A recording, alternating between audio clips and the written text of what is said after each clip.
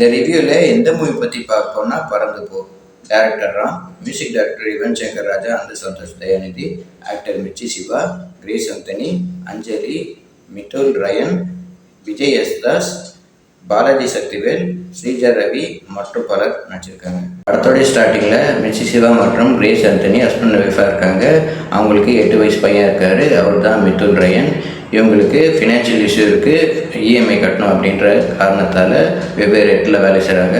மிர்ச்சி சிவா மற்றும் அவங்க பையன் மட்டும் சென்னையில் இருக்காங்க. சிவா சென்னையில் வேலை செஞ்சுக்கிட்டு ஃப்ளாட்டில் அவர் பையனோட தனியாக இருக்கார். அவங்க ஒய்ஃபான கிரேஸ் அந்தனி கோயம்புத்தூரில் எக்ஸ்போ ஸ்டாலில் சாரி பிஸ்னஸ் பண்ணிகிட்டு இருக்காங்க. மிர்ச்சி சிவா பையனான மிதுல் ரயன் வீட்டில் போர் அடிக்குது அப்படின்றதுனால வெளியே கூப்பிட்டு போக சொல்கிறான். சிவாவும் வெளியே கூப்பிட்டு போகிறாரு. அப்போது இஎம்ஐ கட்டுறதுக்காக பேங்க் ஸ்டாஃப் அவரை பைக்கில் துரத்துறாரு. அங்கேருந்து எஸ்கேப் போயிடுறாரு சிவா. அதுக்கப்புறம் அவர் அப்பா வீட்டுக்கே போயிடுறாரு. அப்பாவான பாலாஜி சக்திவேல் வீட்டுக்கு போகிறாங்க. அதுக்கப்புறம் சிவாவும் அவரோட பையனான மிதுல் ரயனும் ரோட் ட்ரிப் ஆரம்பிச்சிடுறாங்க. இந்த ரோட் ட்ரிப்பில் அவங்களுக்கு கிடைச்ச அனுபவம் தான் என்ன அப்படின்னு தான் படத்தோடைய மீதி கதை. சிவா இந்த படத்தில் கோகுல்ன்ற கேரக்டரில் நடிச்சிருக்காரு. பொம்மை துப்பாக்கியை வச்சு பூட்டை தொட்டணும்னு செய்கிற அந்த காமெடி, மலை மேலே ஏறுறாரு அந்த காமெடி, மற்ற மேலே ஏறுறாரு அந்த காமெடி, பையனுக்காக எதையும் செய்யக்கூடிய அளவுக்கு அப்பாவாக ரொம்ப நல்லாவே நடிச்சிருக்காரு. மிதுல் ரயன் இந்த படத்தில் சிவா மற்றும் கிரேஸ் அந்தனிக்கு பையனாக நடிச்சிருக்காரு. அவரோட சுட்டித்தனம் தான் இந்த படம் முழுக்க இருக்குது.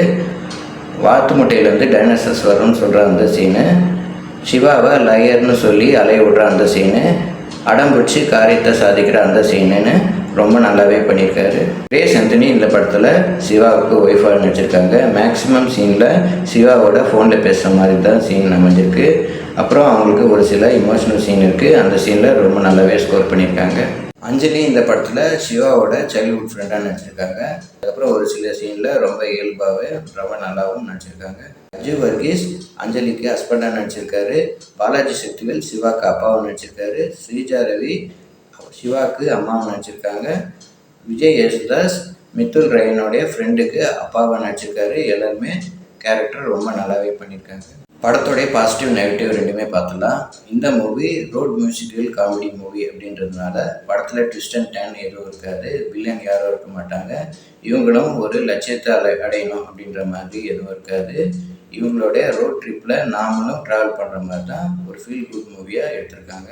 நெகட்டிவ்னா இந்த படம் ரோட் மியூசிக்கல் காமெடி மூவி அப்படின்றதுனால படத்தில் டைலாக் பேசுகிறாங்க. அதுலேருந்து ஒரு பாட்டு வருது. அது மாதிரி இந்த படத்தில் 10 பாட்டு மேலே வருது. ஃபர்ஸ்ட்டில் ரொம்ப நல்லாவே தெரிஞ்சு ஒரு கட்டத்துக்கு மேலே இது சலிப்பு தான் தட்டிச்சு.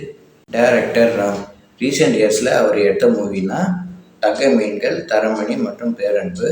அவர் யூஸ்வலாக அவர் படத்தில் காமெடி பெருசாக இருக்காது. ஆனால் இந்த மூவியில் காமெடிக்கு பஞ்சம் இல்லைன்னு சொல்லலாம். இந்த படம் ப்ரெடிக்டபிளாக இருக்குது அப்படின்றத தாண்டி அவங்களோட ஜேர்னியை ரொம்ப அழகாகவே காட்டியிருக்காரு. படத்தோட எண்டில் சில்ட்ரன்ஸ்க்காக பேரண்ட்ஸ் டைம் ஸ்பெண்ட் பண்ணணும்னு ஒரு மெசேஜ் சொல்கிறாரு. அது ரொம்ப நல்லாவே இருக்குது. மியூசிக் டைரக்டர் யுவன் சங்கர் ராஜா இந்த படத்தில் பிஜிஎம் ரொம்ப நல்லாவே போட்டிருந்தார். அதுக்கப்புறம் சந்தோஷ் தயாநிதி இந்த படத்தில் பாட்டு எல்லாமே அவர் தான் மியூசிக் போட்டிருக்காரு. 10 பாட்டுக்கு மேலே வருது. எனக்கு பிடிச்ச பாட்டுனா வே ரீசன் காணவில்லை. இந்த பாட்டு ரொம்ப நல்லாவே இருந்தது. சினிமாட்டோகிராஃபர் என்கே ஏகாம்பரம் இந்த படத்தை ரோட் ட்ரிப் மூவி அப்படின்றதுனால அந்த லொக்கேஷனில் ரொம்ப நல்லாவே அழகாகவே காட்டியிருக்காரு.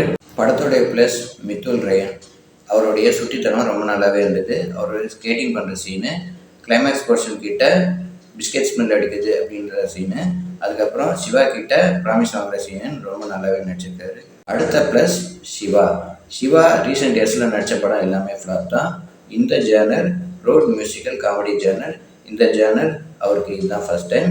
இந்த கேரக்டரில் இவரை விட்டால் வேறு யாருமே நடிக்க முடியாது அப்படின்ற லெவலில் அவருடைய பர்ஃபார்மன்ஸ் இருந்தது. ரொம்ப நல்லாவே நடிச்சிருந்தார். மொத்தத்தில் இந்த படம் எப்படி இருக்குன்னு கேட்டிங்கன்னா, ராம் அண்ட் சிவா காம்பினேஷனில் படம் எப்படி இருக்கும்னு நம்ம யோசிச்சிருப்போம். ஆனால் அவங்க ஃபீல் குட் மூவியாக ரொம்ப நல்லாவே படத்தை ப்ரெசென்ட் பண்ணிட்டாங்க. ரொம்ப நல்லாவே இருந்தது. ஆனால் எல்லா தரப்பு ஆடியன்ஸுக்கும் இந்த படம் பிடிக்குமான்னு எனக்கு தெரியல. கட்டுறது தமிழுக்கும் தமிழ் படத்துக்கும் பிறந்த சுட்டி பையன் தான் இந்த பறந்துக்கும்.